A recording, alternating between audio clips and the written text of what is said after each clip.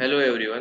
तो आज हम लोग नया टॉपिक स्टार्ट करेंगे, दैट इज रॉलेट एक्ट। और रॉलेट एक्ट के अगेंस्ट जो सत्याग्रह गांधी जी करते हैं, and then Jallianwala Bagh massacre. तो पिछले लेक्चर में हमने देखा था किस तरह गांधी जी आने के बाद तीन स्ट्रगल करते हैं और तीन सत्याग्रह होता है तीन जगह पे, that is Champaran, Ahmedabad and Kheda. तीनों जो सत्याग्रह था that was localised in nature और वो एक लोकल इशू को लेके था। लेकिन रॉलेट एक्ट सत्याग्रह जो था that was the first mass strike by Gandhi ji on the Britishers. तो लेट्स बिगिन आवर टॉपिक और देखते हैं क्या होता है Rowlatt act and Jallianwala Bagh massacre. तो हमने देखा था जब हम पढ़ रहे थे तुम्हारा होम रूल लीग और गवर्नमेंट ऑफ इंडिया एक्ट 1919, किस तरह मॉडरेट्स एंड ऑल बाकी लोग को खुश करने के लिए एक लॉलीपॉप हाथ में गवर्नमेंट ऑफ इंडिया एक्ट 1919 बस एक नाम का कॉन्स्टिट्यूशनल रिफॉर्म दे दिया जाता है।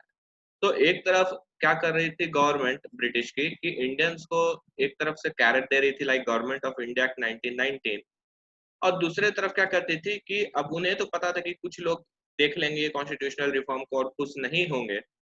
तो क्या करती थी, अगर कोई लोग उस गवर्नमेंट ऑफ इंडिया एक्ट 1919 के अगेंस्ट प्रोटेस्ट करेगा तो उसके लिए क्या ले आई, रॉलेट एक्ट ले आई। मतलब एक तरफ कैरेट थमा दी गवर्नमेंट ऑफ इंडिया एक्ट 1919 का और एक तरफ डंडा थमा दी किस चीज का, रॉलेट एक्ट का। और लोग काफी एक्चुअली गुस्सा थे तुम्हारा गवर्नमेंट ऑफ इंडिया 1919 से, क्योंकि उन्हें लगा था कुछ अच्छा मिलेगा। उन्होंने ब्रिटिश को सपोर्ट भी किया था वर्ल्ड वॉर वन में, बट बदले में मिला कुछ नहीं। देखते हैं ये क्या था रॉलेट एक्ट ऑफ 1919। तो 6 महीना पहले मॉन्टफोर्ट रिफॉर्म्स के इफेक्टिव होने से, सपोज मॉन्टफोर्ट रिफॉर्म अनाउंस हो गया और उससे 6 महीना पहले उसका जो इफेक्टिव डेट था उससे 6 मंथ पहले ही दो बिल इंट्रोड्यूस किया गया था। एक बिल को ड्रॉप कर दिया गया, खत्म कर दिया गया था, नहीं उसे आगे बढ़ाया गया। वही दूसरा जो बिल था that was extension of defence of Indian regulation act 1915 का एक्सटेंशन था, जो कि 1919 में पास होता है। तो गवर्नमेंट एक्चुअली एक कमिटी अपॉइंट की थी इन 1918 जिसके हेड थे सर सिद्दी रॉलेट। यही एक्चुअली प्रपोज किए थे extension of defence of Indian regulation act 1915 का एक्सपेंशन किए थे, और इन्हीं को हेड बनाया जाता है इस कमिटी का। ये जो एक्ट है रॉलेट एक्ट, ये तो इनके नाम पे आया, बट जो ऑफिशियल नेम है रॉलेट एक्ट का that is anarchical and revolutionary crimes act. इसे जाना जाता है किस नाम से, रॉलेट एक्ट के नाम से।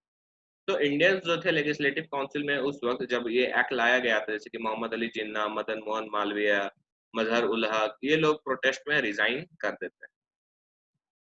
This act allowed political activities to be tried and even imprison without trial in any court. तो ये एक्ट पास हो जाने के बाद ऐसा था, कोई भी पॉलिटिकल एक्टिविस्ट, कोई भी पॉलिटिकल एक्टिविस्ट भारत की ओर जो भी प्रोटेस्ट कर रहा है या कुछ भी कर रहा है उसे जेल हो जाता, और बिना किसी वारंट के, बिना कोई कोर्ट गए हुए ट्रायल का, बस जेल में उठा के डाल दो किसी को भी।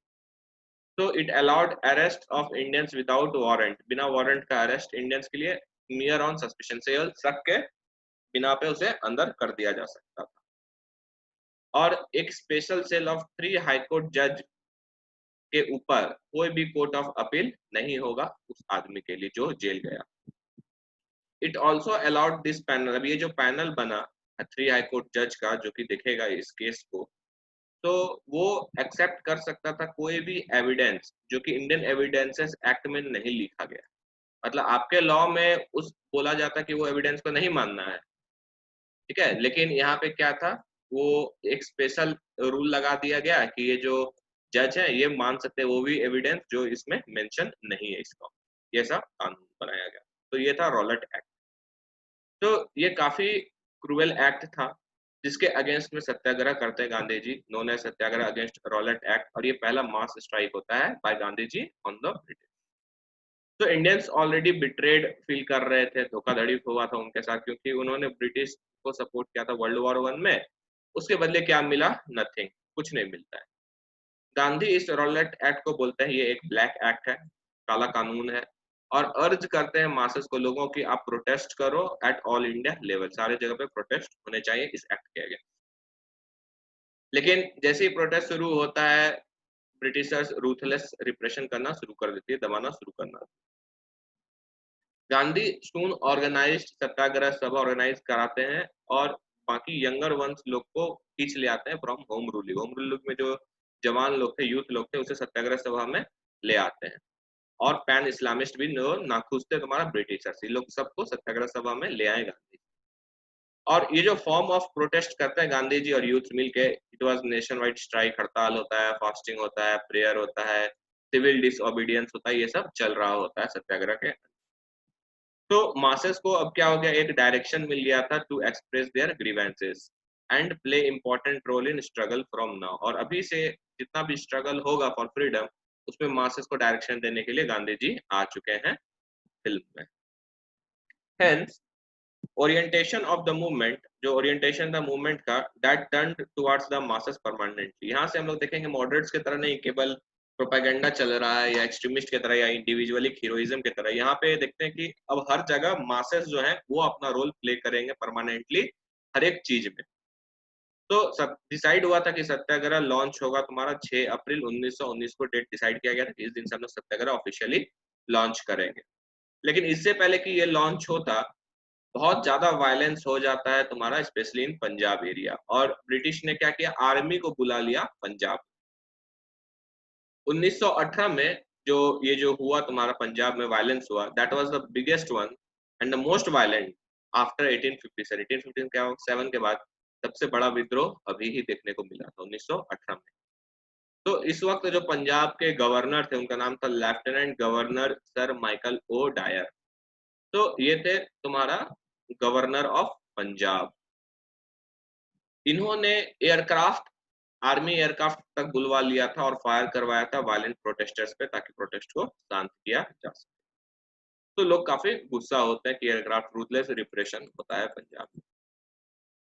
अब देखते हैं पंजाब का हालत खराब है, इसी वक्त हो जाता है जलियांवाला बाग मैसेकर, जो कि 13 अप्रैल 1919 को होता है। अब वो जो वायलेंस हुआ था तुम्हारा पहले पंजाब में, तो डेट तो डिसाइड किया सत्याग्रह का 6 अप्रैल, वो तो लॉन्च हो नहीं पाया उस डेट को क्योंकि वायलेंस हो गया था और Gandhi ji was against the violence. तो इसलिए वो पोस्टपोन कर देते हैं तुम्हारा satyagraha against Rowlatt Act. The situation was rebellious all over the country. पूरा देश में क्या हो रहा था, रेबेलियस था। आफ्टर वर्ल्ड वॉर वन लोग बहुत काफी गुस्सा थे, और गुस्सा इसलिए भी थे क्योंकि पनिशमेंट जो मिला था गदर लीडर्स को। वहीं पंजाब जो है वो भी सफर किया था वर्ल्ड वॉर के टाइम, क्योंकि फोर्सिबल रिक्रूटमेंट हो रहा था स्पेशली पंजाब से हमारा वर्ल्ड वॉर वन में। एक्ट ऑफ 1919 जो आया था वो भी पंजाब के लोगों और बाकी लोगों को फ्रस्ट्रेट कर चुका था। और on April 10 1919 Punjab police actually arrest कर देती है दो लीडर को जो काफी फेमस थे पंजाब में, डॉक्टर सत्यपाल और सैफुद्दीन किचलियू को। और इन्हें कुछ कोई अनडिस्क्लोज्ड प्लेस पे भेज देते हैं, गुप्त जगह पे भेज दिया गया है।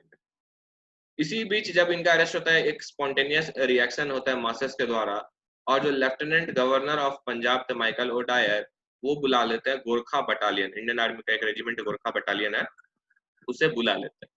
और लीड जो करते हैं इस गोरखा बटालियन को, उनका नाम होता है ब्रिगेडियर जनरल रेजिनल्ड डायर। ये डायर गवर्नर है और ये डायर जो है ये तुम्हारे गोरखा बटालियन वाले लीडर है। And imposed martial law, military law लग गया तुम्हारा अमृतसर में। और एक सर्कुलर जारी किया गया था अमृतसर में कि कोई भी मॉब एक्टिविटी या फिर कोई भी लोग जो है वो एक जगह इकट्ठा नहीं होंगे, कॉन्फ्रेंस नहीं करेंगे, प्रोसेशंस नहीं करेंगे, इस सब पे बैन लग गया पंजाब में। 13 अप्रैल 1919 इस दिन बैसाखी था। तो लोग काफी और सब जगह से, अमृतसर के बाहर से आ रहे थे तुम्हारा गोल्डन टेम्पल में अमृतसर। तो जो बाहर से लोग है बैसाखी के दिन ऑब्वियसली अमृतसर आते थे लोग पूजा पाठ करने, उन्हें तो सर्कुलर के बारे में पता नहीं था उस वक्त, जो इस तरह आज तक के और जी न्यूज जैसे चैनल थे नहीं जो हल्ला कर देंगे। तो लोग पहुंच रहे थे अमृतसर।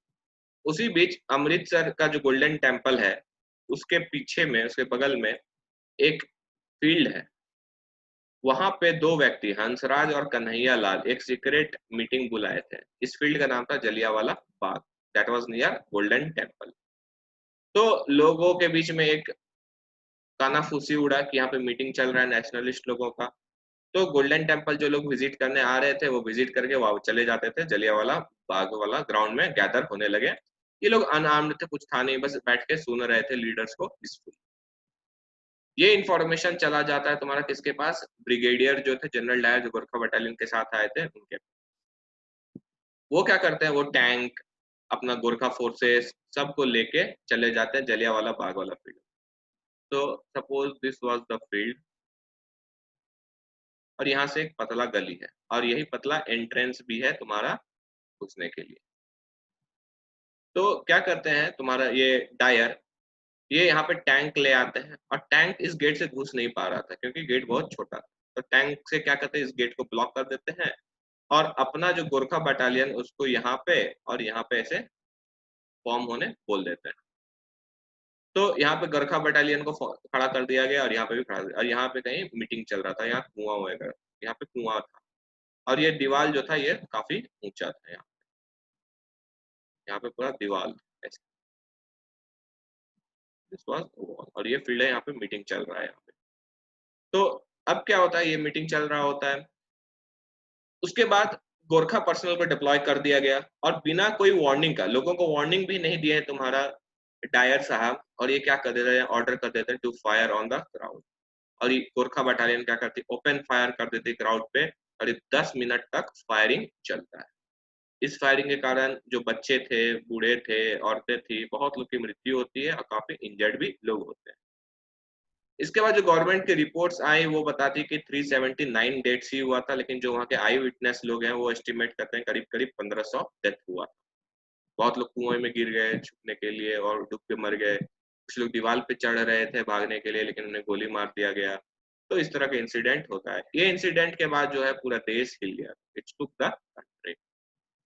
प्रोटेस्ट में रविन्द्रनाथ टैगोर जैसे लोग, जिन्हें नाइटहुड का उपाधि मिला हुआ था बाय द ब्रिटिशर्स, वो वापस कर देते हैं अपना title of knighthood. Sarojini Naidu और गांधी को जो मिला हुआ था केसरे हिंद का टाइटल, ये भी प्रोटेस्ट में वापस कर देते हैं, बोले टाइटल वाइटल नहीं चाहिए, तुम इधर मार रहे हो और हम तुम्हारा टाइटल ले। वही हाल हो गया जैसे आज हम लोग चाइनीज ऐप को बैन कर रहे हैं, चाइनीज ऐप को ये सब खत्म कर रहे हैं, और वो हमारे मिलिट्री को मार रहे थे उसके रिस्पॉन्स में। तो यहाँ पे भी कुछ ऐसा ही हुआ। तो इसके बाद जब ये हो जाता जलियांवाला बाग मैसेकर, इसके बाद एक कमिटी बैठती है, हंटर कमिटी, और ब्रिटिश रेस्पॉन्स को देखते हैं क्या होता है। तो जनरल डायर को तुरंत में लंदन वापस भेज दिया जाता है इस इंसिडेंट के बाद। और इंग्लैंड में जो secretary of state for war थे, वो उनका नाम था विंस्टन चर्चिल। यही एक्चुअली रिव्यू करने वाले थे हंटर कमिटी का रिपोर्ट को। तो ये जो हंटर कमीशन था, it constituted under the leadership of Lord Hunter. Lord Hunter इस कमिटी के लीडर थे। आप लोग हम मुझे कमेंट में ये बताइए कि इससे पहले हंटर कमीशन कब आया था, किस चीज में मैंने पढ़ाया है, तो कमेंट। आगे बढ़ते हैं, यहाँ पे देखते हैं कि ये जो हंटर कमेटी यहाँ पर बैठा, इसमें 9 मेंबर्स थे, जिसमें से सिर्फ 3 मेंबर इंडियंस थे, बाकी लोग ब्रिटिशर्स। जो 3 मेंबर्स इंडियन थे यहाँ पे, वो थे सर चिमनलाल हरिलाल स्टलवार्ड, पंडित जगत नारायण, सरदार साहिबजादा सुल्तान अहमद खान। ये 3 लोग यहाँ पे थे। अब कमीशन बैठती है, कमीशन डायर को बुलाती है कि आइए आप अपना पक्ष रखिए कि आपने ऐसा क्यों किया। तो डायर आने के बाद एक स्टेटमेंट बोलते हैं, हूबहू ये स्टेटमेंट ये है कि डायर बोलते हैं यहाँ पे, I think it quite possible that I could have dispersed the crowd without firing, but they could have come back again and laughed, and I would have made a fool of myself. Dyer यहाँ पे यह पक्ष रखते हैं कि हाँ ये possible था कि हम क्राउड को वार्निंग देते और वो लोग डिस्पर्स हो जाते, वो लोग चले जाते, अब कोई फायरिंग करने का जरूरत नहीं पड़ता। लेकिन मेरे जाने के बाद वो लोग फिर वापस आते, उसी जगह मीटिंग करते और मुझ पर हंसते, और इस तरह मैं खुद का मजाक उड़वा लेता, इसलिए मैंने फायरिंग किया। फिर उससे उनसे पूछा जाता है, कमीशन पूछती है कि ठीक है आपने फायरिंग किया, फिर जो इंजर्ड हो गए उन लोग को आपने टेंड क्यों नहीं किया, उन्हें हॉस्पिटल क्यों नहीं पहुंचाया। तो यहाँ पे जवाब में बोलता है जनरल डायर कि he did not tend the wounded after the shooting as he did not consider it as his job। ये उनका काम नहीं था, उनका काम था बस मीटिंग को खत्म करना। उनका काम ये नहीं था एज आर्मी की वो उंड को तुम्हारा टेंड करे। तो इसके बाद फाइनल रिपोर्ट जो हंटर कमीशन का था वो रिलीज होता है मार्च 1920 में। रिपोर्ट में कुछ इस प्रकार रहता है कि the report of Hunter commission जो है वो कंडेम करते हैं एक्शन ऑफ जनरल डायर कि वो गलत किए, वो मानते थे रिपोर्ट, और बोलते हैं कि ये मिस अप्रोप्रिएट था और काफी हार्श एक्शन था by general Dyer which must not have been taken. Report यह भी बोलती है कि जो सिचुएशन था पंजाब में, उसके कारण जनरल डायर को ऐसा ड्रास्टिक डिसीजन लेना पड़ा। मतलब एक तरफ हाँ भी बोल रही है, एक तरफ ना भी बोल रही है। फिर बोलती है कि but he must have issued a warning order allowing people to escape. बोलती वार्निंग भी देना चाहिए था। मतलब रिपोर्ट वाले खुद कंफ्यूज हैं क्या चाहते थे। कंडेम भी कर रहे हैं, एक्शन भी बोलते हैं हार से, फिर बोलते हैं पंजाब में ऐसा सिचुएशन था, फिर बोलते हैं उनको वार्निंग भी देना चाहिए था लोगों को एस्केप का। तो काफी यहाँ पे हमें देख रहा है कि दो चेहरा वाला काम कर रही थी ब्रिटिश रिपोर्ट। तो हंटर कमीशन ये रिपोर्ट जारी करने के बाद, कंडेम करने के बाद एक्शन को, फिर भी कोई भी एक्शन नहीं लेती है डिसिप्लिनरी या फिर पिनल एक्शन तुम्हारा जनरल डायर के अगेंस्ट, उनको कोई पनिशमेंट नहीं मिलता। क्यों? क्योंकि गवर्नमेंट इस वक्त तक एक लॉ पास करती है जिसका नाम था indemnity act for the protection of his officers against the action taken in official capacity. मतलब अगर ब्रिटिश ऑफिसर्स अपने ऑफिशियल कैपेसिटी में कोई डिसीजन लेते हैं तो उनको इंडिमिनिटी मिलेगा, उस चीज से उनके ऊपर कोई भी एक्शन नहीं लिया जाएगा। जिस तरह अगर आप इंडियन फॉरेन सर्विस में जाते हैं और एम्बेसडर बन के किसी और कंट्री में जाओगे तो आपको भी इंडिमिनिटी मिलेगा। उस कंट्री में आप कुछ भी करो, आपको वहां पे पनिशमेंट नहीं मिलेगा, आपको सीधा इंडिया वापस डिपोर्ट करेगा और यहाँ पे अगर केस चलना है तो चलेगा। सो ऐसा इंडिमिनिटी उन्हें भी प्राप्त था, तो इसलिए उनको पनिशमेंट कुछ भी नहीं मिला है। ये जो एक्ट था तुम्हारा indemnity act, that was actually criticised by Motilal Nehru और अदर्स, और इन्होंने बोला था it was a white washing bill. सब कुछ कर दो उसके बाद व्हाइट वॉश कर दो, क्लीन कर दो बाय द ब्रिटेन। लेकिन जब डायर वापस ब्रिटेन गए तो वहां पे जो हाउस ऑफ कॉमन्स है, जैसे लोकसभा है उसी तरह वहां हाउस ऑफ कॉमन्स होता है, तो वहां पे ये चर्चा उठा। वहां के लोगों ने भी कंडेम किया कि डायर का एक्शन को और गलत बताया उनका एक्शन को। विंस्टन चर्चिल जो कि रिव्यू करने वाले थे रिपोर्ट और सेक्रेटरी ऑफ वॉर थे, तो विंस्टन चर्चिल बोलता है that action by general Dyer was monstrous, ये बहुत क्रूर था। और डायर को जो है ये house of Commons guilty found of करती है और बोल देते कि अब आपको आर्मी में सर्व करने का कोई जरूरत नहीं है, उन्हें आर्मी से निकाल दिया जाता है। लेकिन फिर भी कोई लीगल एक्शन नहीं लिया जाता है अगेंस्ट हिम। आर्मी से निकलने के बाद भी वो अपना half payment as an army pension लिया करते थे जनरल डायर। लेकिन इसी बीच जो हाउस ऑफ लॉर्ड्स था, जैसे आज का राज्यसभा है उसी तरह हाउस ऑफ लॉर्ड्स होता था ब्रिटेन में, है होता है। तो हाउस ऑफ लॉर्ड्स वो स्टैंडिंग ओवेशन देता है डायर के एक्शन, बोलता है वाह मेरे शेर बहुत अच्छा काम किया तुमने, ये स्टैंडिंग ओवेशन मिलता है डायर। वहीं एक न्यूज़पेपर होता है, डेली न्यूज़पेपर होता है जिसका नाम था मॉर्निंग पोस्ट, ये कलेक्ट करती है डायर के लिए 26,000 पाउंड, ताकि डायर जिनके रिलीव कर दिया गया फ्रॉम हिज जॉब उन्हें दिक्कत ना हो कुछ, और 26,000 पाउंड डायर को दिया जाता है। और ये जो फंड था, ये जो पैसा था, इसमें सबसे मेजर कंट्रीब्यूटर जो थे, सबसे ज्यादा कंट्रीब्यूशन देने वाले, उनका नाम था रुडयार्ड किपलिंग। और आज के बच्चों को ये बात रियलिटी नहीं बताया जाता है और पूरे प्राउड के साथ रुडयार्ड किपलिंग का पोएम्स पढ़ाया जाता है भारत। उन्हें जानना चाहिए कि रुडयार्ड किपलिंग ये हाल। स्ट्रेंजली जो क्लर्जी ऑफ गोल्डन टेम्पल थे, गोल्डन टेम्पल्स के जो महंत लोग थे, महंत जी जिनका नाम था अरूर सिंह, ये भी अजीब बात बोल गए। ये बोलते हैं कि डायर जो है वो सिख है और ऑनर कर दिया जनरल डायर को। इससे लोगों में और गुस्सा भर भर गया। और हम देख रहे थे कि गोल्डन टेम्पल किस तरह गदर में भी धोखाधड़ी किया, फिर गोल्डन टेम्पल के जो महंत थे यहाँ पे भी किस तरह देशद्रोह वाला बात कर रहे थे। तो इसके कारण एक मूवमेंट लॉन्च हो जाता है, गुरुद्वारा रिफॉर्म मूवमेंट। गुरुद्वारा को रिफॉर्म करने का जो उसमें गलत चलत चीज चल रहा है, गलत वे में वो लोग तुम्हारा पोर्ट्रे कर रहे हैं सब कुछ, उसे सही कर। अब देखते हैं यहाँ पे ब्रिटिश का रिस्पांस देख लिए, सबका रिस्पांस देख लिए। अब देखते हैं कि कांग्रेस का व्यू क्या था इस इंसिडेंट में। इंडियन नेशनल कांग्रेस जो है वो एक नॉन ऑफिशियल कमेटी का गठन करती है, जिसमें मोतीलाल नेहरू, सी आर दास, अब्बास तैयब जी, एम आर जयकर और खुद गांधी जी थे। यह रिपोर्ट भी क्रिटिसाइज करती है डायर को एज इनह्यूमन, और यह भी बोलती है कि कोई जस्टिफिकेशन नहीं है ब्रिटिशर्स के पास कि आप मार्शियल लॉ इंट्रोड्यूस किए थे जो पंजाब, लेकिन कोई एक्शन तो ले नहीं सकती है कांग्रेस क्योंकि ये नॉन ऑफिशियल कमेटी। तो this was all about Jallianwala Bagh massacre and the Rowlatt act. और जलियांवाला बाग मैसेकर में जो मीटिंग चल रहा था, that was all against the protest of Rowlatt act only. अगर कोई डाउट हो तो you can comment me, otherwise thank you for watching my video.